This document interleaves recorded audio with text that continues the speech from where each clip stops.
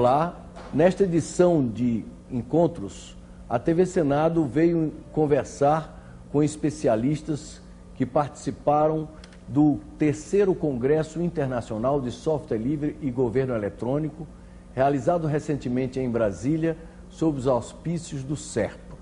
Eu vou entrevistar a professora Karen Breitman, da PUC do Rio de Janeiro. Ela é especialista no que se vem chamando de computação em nuvens, ou Cloud Computing, a expressão em inglês. Professora, muito obrigado por ter atendido o nosso convite. Eu queria que a senhora começasse a nossa conversa explicando o que vem a ser a computação em nuvens. Bom, a computação em nuvem é uma nova tecnologia que permite com que a gente use os recursos do computador de uma maneira diferente, né? Em vez da gente ter os nossos computadores, eu compro e tenho o meu na minha casa, você tem o seu na sua casa, esses computadores ficam num lugar longe, eles ficam nessa nuvem, né? E a gente compra e paga pelo computador como a gente for usando. Então, se a gente paga tanta água quanto a gente usou na nossa casa, se a gente paga tanta eletricidade, se a gente paga tanto gás, por que não pagar por tantas horas de computador quanto a gente usar? Essa é a noção da computação na nuvem. Isso, em tese, vai baratear o processo, ou seja, o usuário vai gastar menos do que gastaria ou não? Os usuários e as empresas, porque hoje em dia a gente precisa ter tantos computadores quanto o máximo da utilização. Então, imagina o SERPRO, quando ele vai receber as nossas declarações de imposto de renda, eles precisam estar prontos para receber o pique máximo de declarações, né? Mas aí, na segunda-feira seguinte, nada acontece e as máquinas estão lá paradas. Então, com a computação na nuvem, eu contrato as máquinas que eu preciso para aquele momento e no momento seguinte, se eu não preciso, eu descontrato e eu não preciso pagar por isso. E como é que o Brasil está nesse processo? Quer dizer, nós estamos nos acercando dessa nova tecnologia, estamos ainda no estágio inicial. Nós já temos soluções de pesquisa e nós já temos uma infraestrutura muito boa de tecnologia na nuvem. Inclusive, a gente tem empresas brasileiras, a Tecla é um exemplo, a Log é outro exemplo, que fornecem serviços de nuvem tão bons ou talvez melhores do que as grandes provedoras lá fora, no mundo. Mas o senso comum diz o seguinte: se eu tenho as minhas informações na minha casa, eu pelo menos estou ali de olho nelas. E se as minhas informações forem parar numa nuvem, qual é o controle que eu vou ter de que eventualmente essas informações não estão sendo fraudadas, desviadas, manipuladas? Bom, a gente tem a garantia da idoneidade dos provedores, né? A tecnologia para fazer uma separação segura já existe. Agora, existem novos modelos de cloud, né, de nuvem, que são os modelos híbridos, né, ou os modelos federados, onde a gente vai mandar para a nuvem informações que não são tão relevantes assim. E a informação que é aquela perto do nosso coração, a gente deixa na nossa infraestrutura. Porque o que a gente vai fazer, né, que as empresas vão fazer com as infraestruturas que já existem, né?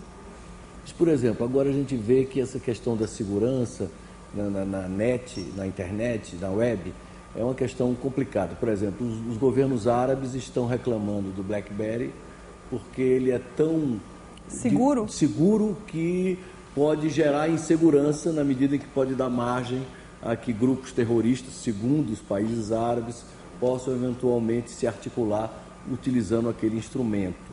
Como é que a senhora vê isso? Quer dizer, como a gente garantir que as informações que transitem tenham credibilidade, que não vão ser fraudadas? Eu acho que é uma questão muito mais social do que uma questão tecnológica, porque a tecnologia para criptografia, a tecnologia para separação, inclusive física, dentro de ambientes virtuais, a gente pode fazer. O que a gente não tem, talvez, ainda, e isso demora, porque são coisas que demoram, é um debate na sociedade, a legislação que controla, o discurso ético também, né? Quer dizer, qual é a ética que vai regulamentar o tipo de utilização onde a gente não sabe onde estão os computadores? Será que eles estão em território nacional? Será que eles não estão? Então, essa é uma discussão mais ampla do que uma discussão tecnológica. Então, eu, como especialista em tecnologia, posso te assegurar, olha, a gente tem como garantir a segurança dos dados. E essas empresas que vão cuidar dessas informações nas nuvens, elas têm uma configuração no plano mundial? São empresas públicas ou são grupos privados? Tem empresas que fornecem serviços de nuvem, né, que vendem serviços de nuvem, e tem infraestruturas de software aberto, software livre, né, que é, por exemplo, o Zen, e a gente pode construir uma nuvem inteiramente com open source. Quando você diz a gente pode construir, isso é um dado da realidade atual? Ou é sim. uma coisa para daqui a 5 anos? Não, é um dado atual. E tem uma outra coisa, quer dizer, a gente pode usar um provedor, onde a gente paga pelo serviço de armazenamento, por exemplo, mas a gente vai construir um ambiente na nuvem que seja um ambiente completamente open source. E em que partes do mundo, que países do mundo essa questão da computação em nuvens está mais desenvolvida? Olha, no Reino Unido está muito desenvolvido, nos Estados Unidos. E como nós estamos nesse ranking? Não temos os dados ainda de quanto as empresas estão de fato usando, mas a gente tem data centers, né, muito grandes no Brasil, porque a gente tem uma automatização bancária enorme, né, que se utiliza enormemente de data centers, né? A gente tem um nível de informatização do governo muito grande em relação aos outros governos do mundo. Então, eu imagino que a gente esteja muito bem.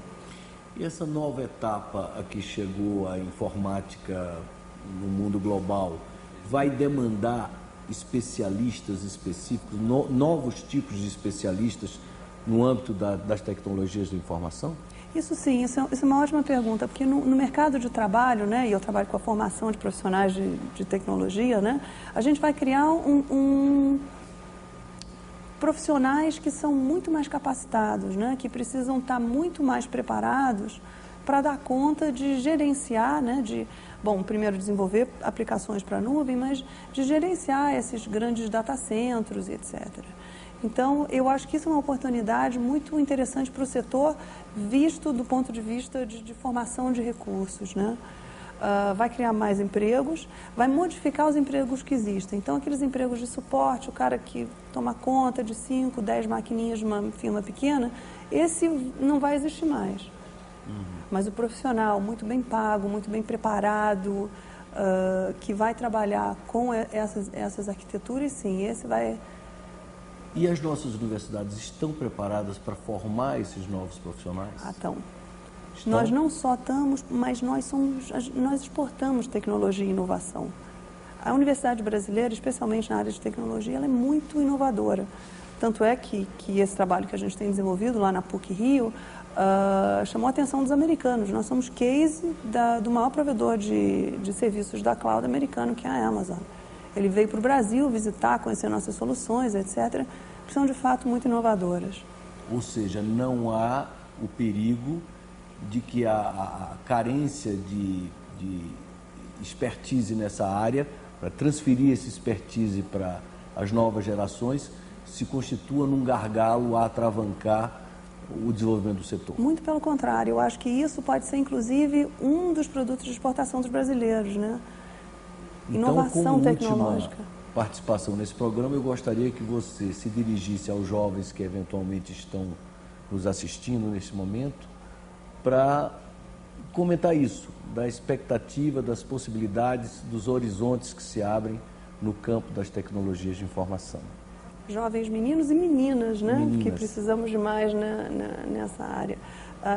Eu tenho sido muitos anos, né, trabalhando na parte administrativa dos cursos, né? Então, como coordenadora de engenharia de computação, eu tenho, em média, 4 ofertas de emprego por cabeça que eu consigo formar. E qual o salário médio? Olha, eles não saem, eles estão no Rio, eles não saem ganhando menos de R$ 3.500, e eu tenho que dizer que hoje em dia eu já tenho alunos que se formaram há menos de 5 anos e já ganham mais que a professora. Muito obrigado pela entrevista. Imagina. Eu conversei com Karen Breitman, professora da PUC do Rio de Janeiro, e o tema da nossa conversa foi justamente essa tendência mundial para a chamada computação nas nuvens. Até um próximo encontro.